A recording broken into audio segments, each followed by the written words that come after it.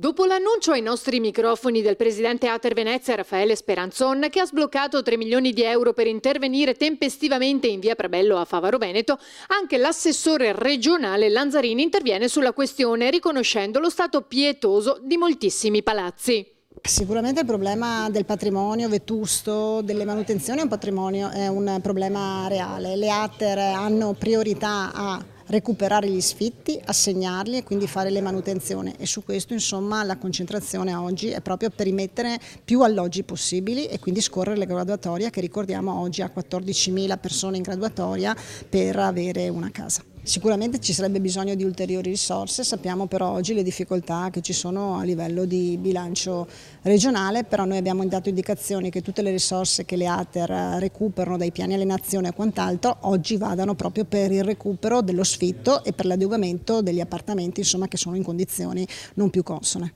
Lanzarini chiarisce ancora una volta i motivi degli aumenti annunciati negli ultimi tempi nei confronti di determinati inquilini. Abbiamo trovato casi di persone con 300, 400, 500, 700 mila euro in banca, e io credo che queste persone non hanno neanche il diritto di protestare, dovrebbero